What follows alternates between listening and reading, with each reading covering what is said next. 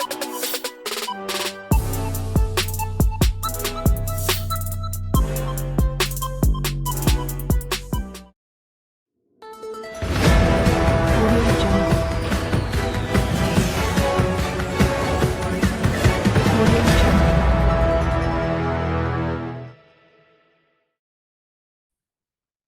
Hola, ¿cómo están? Yo soy Aribel Contreras y me da mucho gusto saludarlos nuevamente en una emisión más de Eco Internacional por Change TV, la televisión del cambio. Les recuerdo que todos los miércoles a las 3 de la tarde tenemos una cita con expertos que vamos analizando y tratando también de desmadejar el acontecer a nivel internacional. Y es precisamente para tratar de entender cuál es el escenario actual que prevalece a nivel internacional, que tengo hoy el honor y el privilegio y que de verdad estoy sumamente agradecida con el doctor Manuel Martínez Justo que haya aceptado hacernos un espacio en su agenda para poder conversar de una infinidad de cosas que han pasado en este año 2025 y que en verdad me siento más que privilegiada de que nos esté acompañando hoy aquí en Eco Internacional. Bienvenido, doctor Manuel. Muchas gracias por estar con nosotros. Muchas gracias, mi querida Aribel. Siempre es un privilegio estar aquí contigo en este programa y sobre todo para platicar de lo que nos gusta, de lo que sucede en el ámbito internacional. Es verdaderamente para mí un honor estar aquí contigo y saludarte en tu programa. Al contrario, honrada yo de tenerte y le comparto brevemente al auditorio que quién mejor que el doctor Manuel Martínez Justo para poder tratar de entender una serie de situaciones, sucesos que han acontecido en este año 2025 y que me parece que su voz autorizada nos permite entender una claridad de hacia dónde va y qué esperar para el año 2026. Les comparto que él es doctor en Ciencias Políticas y Sociales por la UNAM, maestro en Finanzas y Comercio Internacional por la Universidad de Barcelona en España. Tiene una licenciatura en Geografía e Historia por la Universidad de Santiago de Compostela en España. Desde hace un par de años atrás es académico de tiempo completo de la FES Acatlán en la UNAM. De hecho, es un referente. Les confieso que es imposible creer que alguien en la FES Acatlán no sepa y no cite al doctor Martínez Justo, porque se ha convertido ya en un pilar en temas internacionales y además entre una gran serie de publicaciones, integrante de consejos, escritos, entrevistas y toda la trayectoria y experiencia que tiene el doctor Manuel Martínez Justo, pues obviamente nos hace visualizar que su experiencia y su mirada tan tenaz, tan objetiva del acontecer a nivel global, pues nos puede permitir tener, por supuesto, una claridad de lo que está sucediendo. Así que no les leo toda la síntesis, pero para que se hagan una idea, pues inclusive hasta fue presidente de la AME, que es la Asociación Mexicana de Estudios Internacionales, y que me parece que somos más que honrados de tenerte hoy aquí, mi querido doctor Manuel. Y para arrancar con esta visión y esta mirada que tú pues siempre tienes, esta claridad de estar analizando los temas desde hace un par de décadas atrás, me gustaría lanzarte una bomba de pregunta de ¿dónde estamos parados? Un año 2025 lleno de situaciones, la llegada de Trump a la Casa Blanca, la confrontación México-Estados Unidos por los aranceles, pero la rivalidad entre China y Estados Unidos en diferentes escenarios, el geopolítico, el geoeconómico. No acabó la guerra entre Rusia y Ucrania como nos prometieron, tampoco el conflicto en Medio Oriente que se vislumbraba que pudiera haber un cese al fuego, ni siquiera lo hay. Elecciones en América Latina que han cambiado sin duda el color político, tantas cosas que hemos venido viendo, preguntarte, ¿dónde estamos hoy parados? Bueno, muchas gracias por la presentación. Siempre eres muy generosa con tus conceptos y sobre todo con tus elogios hacia mi persona. Te lo agradezco mucho. Y bueno, entrando en el tema, yo diría que vivimos una etapa muy compleja a nivel internacional, donde hay nuevos reacomodos, donde tenemos que enfrentar nuevas situaciones y un cúmulo de problemas que no parecen finalmente terminar de resolverse. Empezamos este año con la llegada nuevamente de Donald Trump a la presidencia en Estados Unidos, que cambia la tradicional forma de entendernos y de llevar a cabo la política a nivel internacional de los Estados Unidos. Una política muy de confrontación, muy de amenazas, muy de imposición, que finalmente termina afectándonos a todos y generando un movimiento, una recomposición de la política a nivel internacional.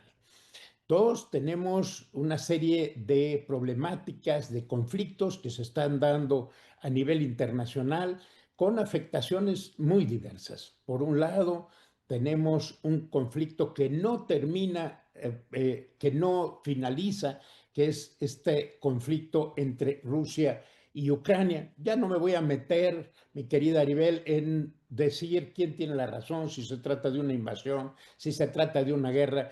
Cada quien desde su posición lo analice y pueda visualizarla, pero el caso es que ahí está con una afectación a todos los niveles.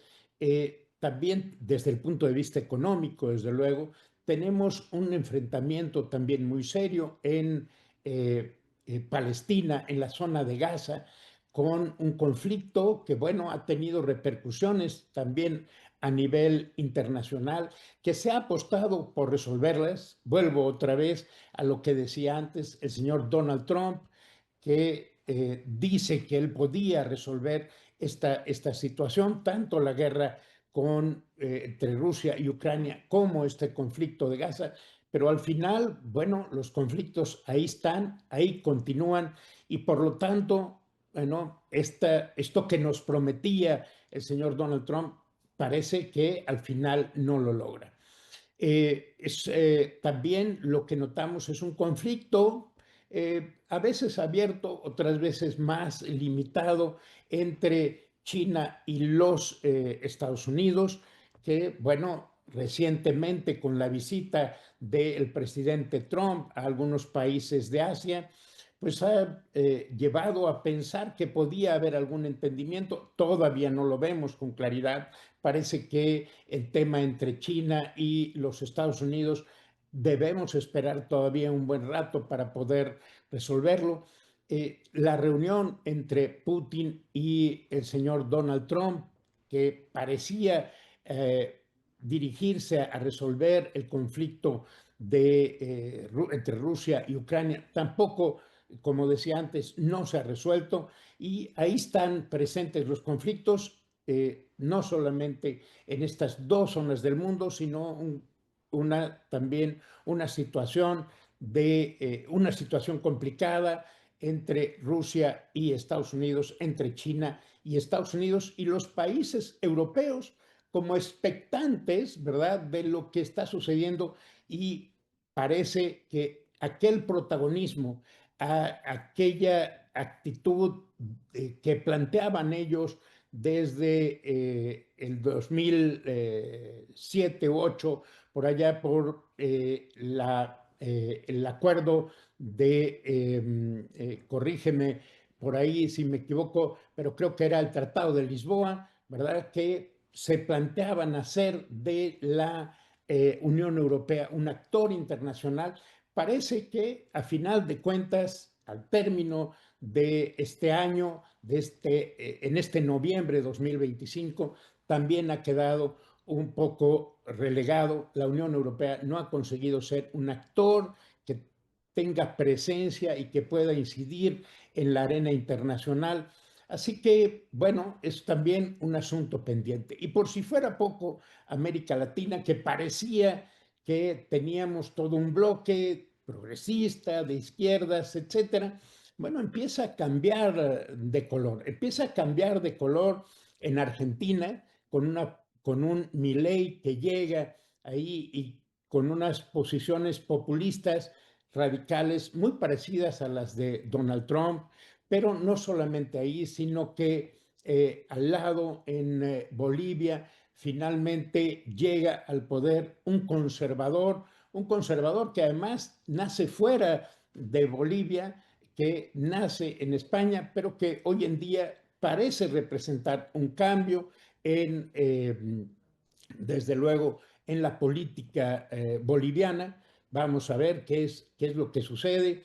Y bueno, al lado también en Brasil, un nuevo periodo del presidente Lula da Silva y un nuevo liderazgo, y hay que decirlo así, un nuevo liderazgo en América Latina que representa por lo menos un aire fresco frente a los gobiernos populistas y conservadores que vemos en otros países. Así que es un panorama complejo en donde, y permíteme que cierre este primer saque con México, donde México, que parecería que con una presidenta que tiene un nivel de aceptación muy alto al interior del país, que llama mucho la atención a nivel internacional, una mujer que por primera vez llega a la presidencia de este país con un bono muy alto, bueno, también con una política exterior muy vinculada con Estados Unidos, sin una gran presencia todavía a nivel internacional.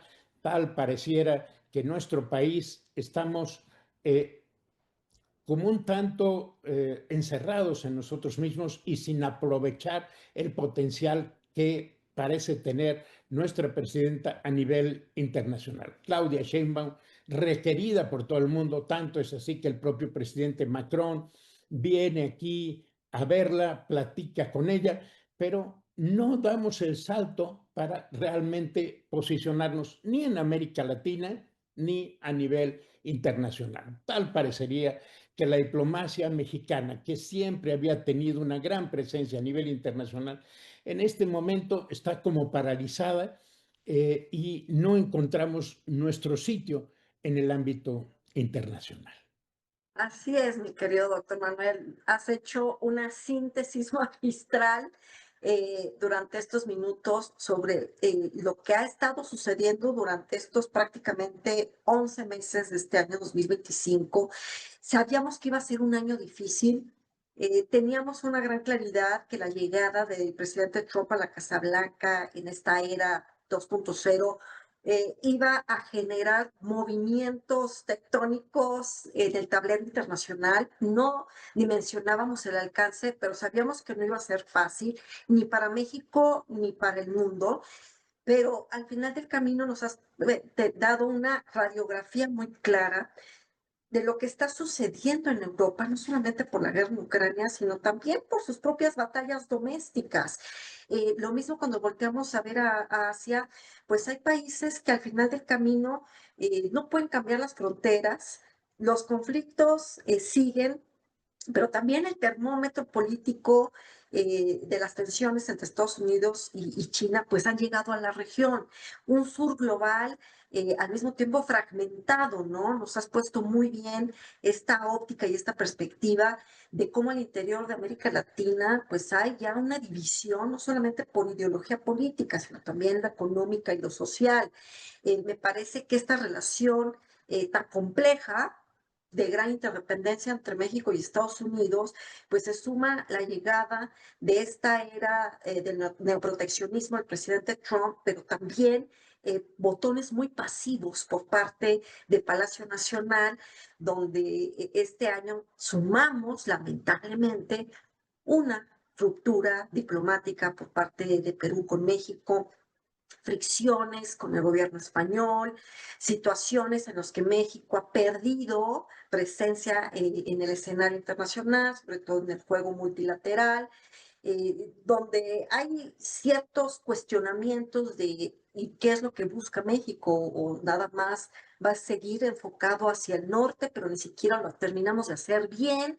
Entonces, me encantó cómo arrancaste este primer segmento de tratar de condensar qué es lo que ha sucedido a lo largo de este año.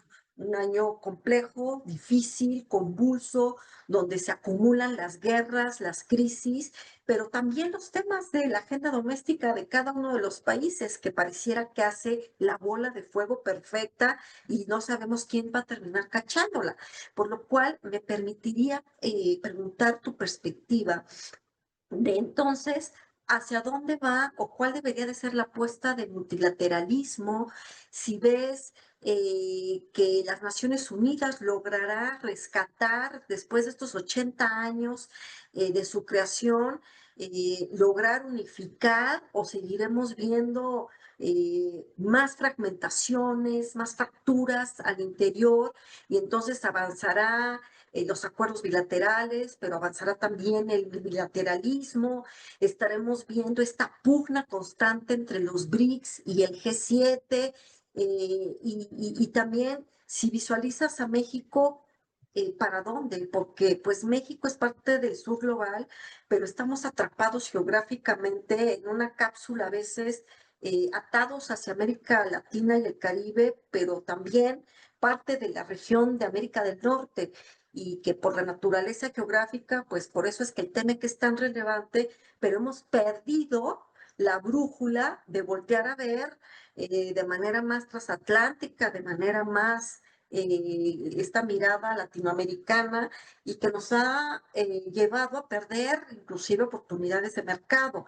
Entonces, ¿qué es lo que está sucediendo? ¿Hacia dónde debemos de visualizar? El multilateralismo está en crisis que se fragmenta a un grado de que la ONU ya es totalmente irrelevante, ¿o crees que todavía pudiéramos considerar que a pesar de hay un futuro hacia ese horizonte? Yo diría, mi querida Aribel, que eh, estamos en un momento de cambio, en un momento de transformación. Y todo momento de cambio y de transformación es, desde luego, un momento de duda, de miedo, de un poco de desolación, porque no sabemos qué va a seguir después, pero lo que me parece es que en este mundo que se está transformando, lo angustiante o lo que parecería muy angustiante es pensar que nos quedamos sin un árbitro, finalmente sin un referee, sin un elemento de mediación que son las Naciones Unidas. Efectivamente, y pones el dedo en la llaga que yo creo que hoy en día deberíamos plantearnos a nivel internacional.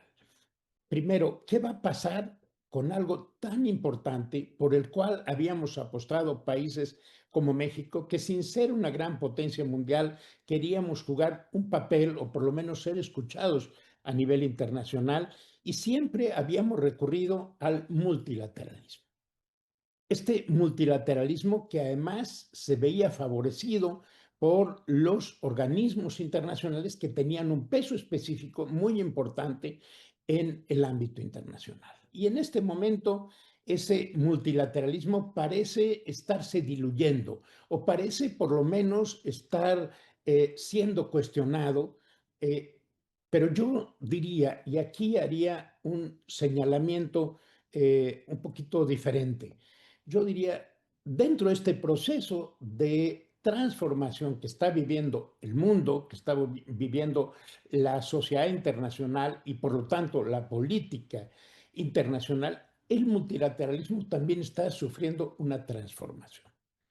Entonces, bueno, uno parecía quedar en una situación de desolación, decir, oye, un poco de angustia, pensando, bueno, nos quedamos sin referee, nos quedamos sin un instrumento fundamental para nosotros como es el multilateralismo para países intermedios, países que antes decíamos que estábamos en vías de desarrollo. hoy diríamos países que estamos en la globalización, pero que no podemos avanzar a la posglobalización, ¿no? Y yo diría en este sentido que el cambio que estamos viendo en el multilateralismo es que se está transformando. Estamos viendo también un cambio en la organización internacional. Algunos dicen que están en crisis. Yo prefiero decir que estamos en un proceso de transformación. Y estamos en un proceso de transformación porque la organización internacional se había creado, se había organizado, se había desarrollado y fortalecido a partir del gobierno de los estados con mayúscula. Y hoy en día hay muchos más actores que intervienen en la sociedad internacional, que tienen intereses a veces distintos a los de los países y que también quieren tener una voz a nivel internacional. Estoy hablando de los nuevos actores, cómo son las empresas, cómo son las organizaciones de la sociedad civil, cómo son los gobiernos subnacionales, etcétera, y que no encuentran cabida, o por lo menos no parecen encontrar cabida en la organización internacional. Eso por un lado. Y por otro lado, también hay que entender que los gobiernos están buscando otra forma de entenderse. No todos están de acuerdo en apoyar a la Organización de Naciones Unidas o a otros organismos internacionales porque parecen no responder a sus intereses. Y entonces observamos que los Estados Unidos, por ejemplo, abandona o deja el financiamiento, deja el pago a la ONU para el último momento, y eso los lleva a una situación de, pues si no de penuria económica, sí de dificultades económicas para la organización internacional, en este caso para Naciones Unidas, pero lo mismo podría ser aplicable a cualquier otra de las organizaciones internacionales. Entonces, estos organismos, primero, no responden a todos los actores que están incidiendo y que quieren tener voz en la sociedad internacional, pero por otro lado, tampoco no responden a los intereses específicos de los distintos países. De ahí que tengan que transformarse. ¿Hacia dónde? Bueno, eso será tema de otro programa. Pero en principio parecería que si estos organismos internacionales no responden, entonces los países van a buscar sus propias formas de aliarse, de entenderse. ¿Y qué es lo que estamos viendo en este momento? Bueno, pues lo que estamos viendo es, por un lado, que los países buscan sus propias alianzas y entonces tenemos a países cuyo único punto de conexión es el mismo grado de desarrollo, el mismo grado de adaptación a esto que llamamos la globalización, y entonces surgen los BRICS, ¿no? México por ahí ha intentado crear su grupo alternativo como MICTA, pero al final de cuentas no ha dado resultado. Entonces, por un lado, están buscando nuevos equilibrios, nuevas formas de alianzas, y por otro lado, lo que parece prevalecer son acuerdos bilaterales y reuniones bilaterales que lleven a poder plantear cada uno de los países sus intereses uno por uno, donde el bilateralismo frente al multilateralismo parece ser un cambio y lo que está prevaleciendo.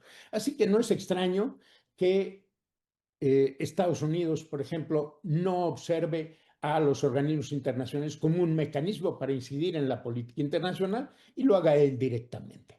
Él negocia con, en este caso, el señor Donald Trump, porque tal parecería que ahí tiene nombre y apellido. El señor Donald Trump negocia con la Unión Europea, negocia con China, negocia con Rusia y así sucesivamente. Es decir, esto es lo que se está dando. Hay un cambio, hay una transformación y ahí están los síntomas. Pero por otro lado, también, y con esto voy concluyendo aquí, tenemos también al mismo tiempo aires de frescura, aires que nos permiten hablar de una especie de cambio fresco en las relaciones internacionales. Por primera vez, no solamente en México llega una mujer al poder, sino que en una sociedad mucho más tradicional como es Japón, por primera vez llega una mujer a ser la primera ministra del gobierno japonés. Esto yo creo que le va a dar un nuevo aire un nuevo aire a las relaciones internacionales, al entendimiento internacional y a la política internacional. Todavía no hemos puesto a esta parte del género, a esto que en algún momento se llamó la política exterior feminista, yo diría la política internacional feminista, a jugar en el ámbito internacional. Ha habido mujeres con un peso muy importante, pero hoy en día por ahí están surgiendo cambios importantes en países donde no los teníamos, donde las mujeres pueden jugar un papel muy importante y pueden marcar un cambio en la política internacional futura. Así que eso me parece un aire fresco que llega a la política mundial. Sobre la mesa, porque a pesar de las adversidades en las que tanto tú como yo coincidimos y seguramente parte del auditorio estaría de acuerdo en todo lo que atinadísimamente nos has narrado, descrito y sobre todo analizado, me parece que este tanque de oxígeno final, me gusta mucho cómo lo planteas, porque sin duda yo desde hace un par de años atrás he venido diciendo que la próxima secretaria general de las Naciones Unidas tiene que ser una mujer, no por el hecho de que yo lo diga, no por el hecho de que yo sea mujer, sino porque es parte de este cambio de las dinámicas internacionales. Entonces, por eso te digo que vamos y coincidimos bastante claramente tú y yo en este aspecto. Y como ya estamos en la recta final del programa, y que tu trayectoria formativa de grandes diplomáticos, embajadores que tú y yo conocemos, que amigos que tenemos en común, experto de las relaciones internacionales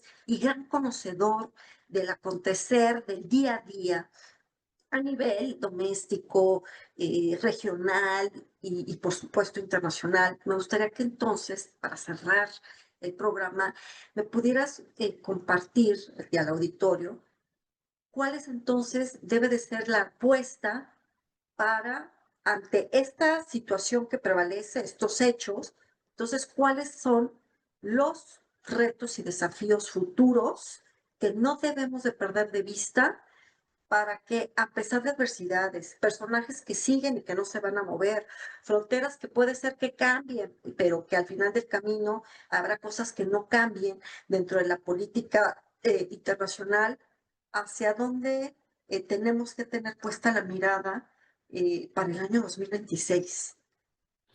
Bueno, yo diría que son varios retos que tenemos por ahí y que vamos a tener que enfrentar y afrontar.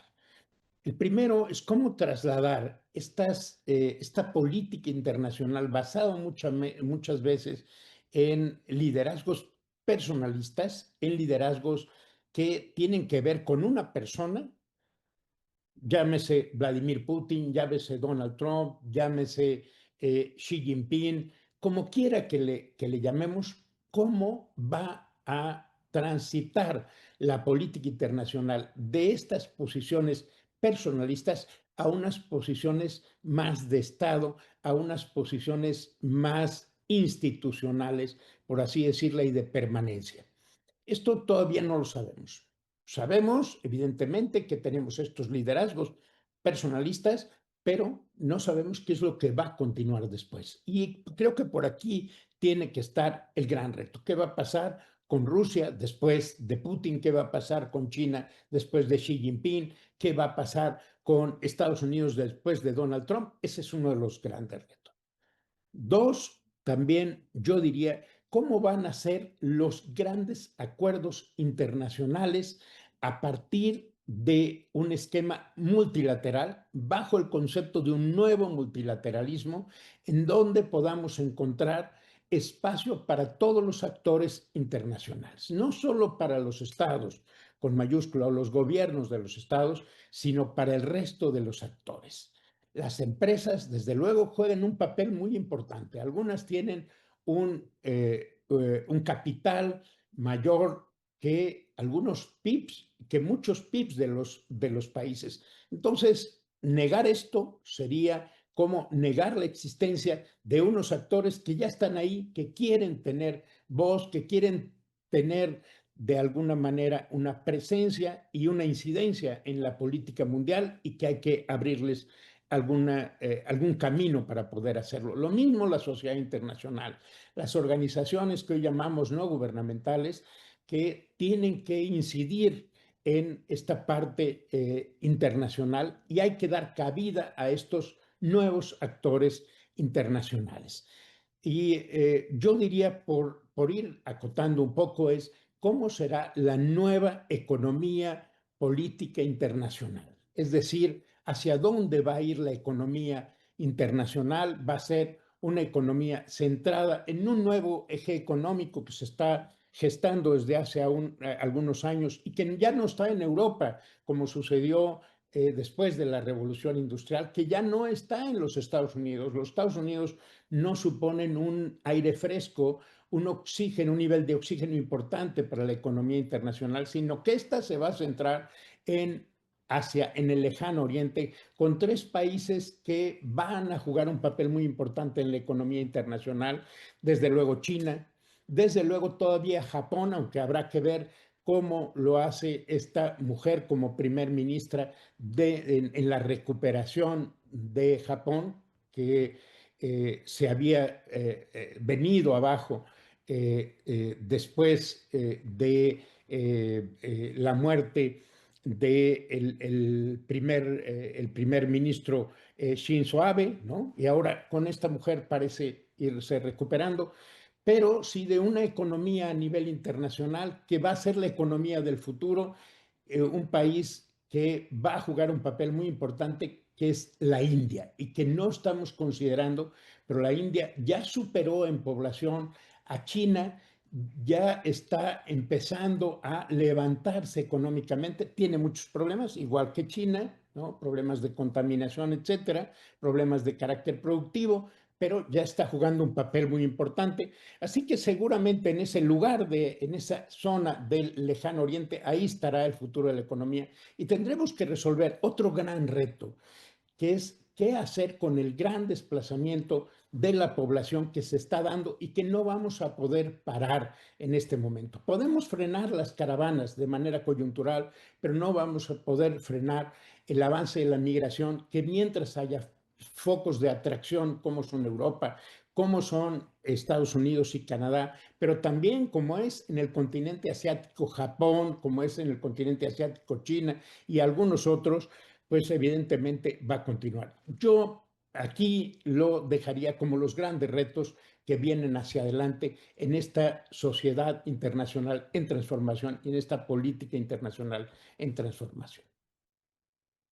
Pues, ¿qué te puedo decir, mi querido doctor Manuel? Que nos has dado una cátedra magistral, de verdad, de hacia dónde ver, hacia dónde voltear, justo a propósito de que el día de ayer la revista británica The Economist publicó estas tendencias que hay que voltear a ver para el año 2026 y que justo la primera es el cumplimiento de los 250 años de la fundación de Estados Unidos. Habla, por supuesto, de China en el tema de la economía. Así que más pertinente tus observaciones, imposible. Agradecidísima profundamente de compartir esta mirada, esta perspectiva para tener una claridad de panorama de dónde estamos parados, de hacia dónde pudieran moverse las directrices y las hojas de ruta de la política internacional y hacia dónde podemos o debemos tener puesta nuestra mirada para el año que entra.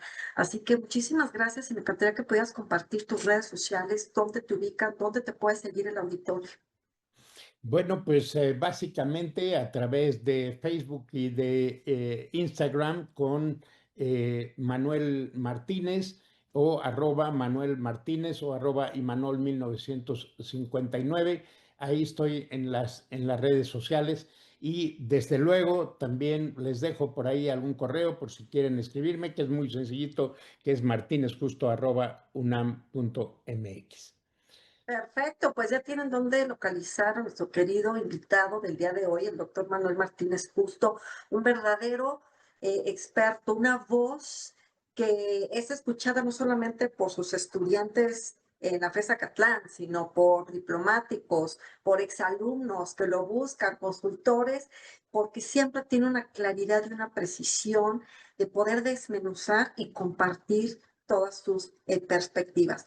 Muchísimas gracias, doctor Manuel, por habernos acompañado el día de hoy. Y yo les recuerdo a nuestro auditorio, nuestras redes sociales, @Change TV Online en todas las plataformas, y las mías me encuentran como @Aribel Contreras o bien como Aribel Diplomatic. Tenemos una cita el próximo miércoles a las 3 de la tarde aquí en Change TV, donde tu voz es el eco del acontecer mundial. Hasta pronto.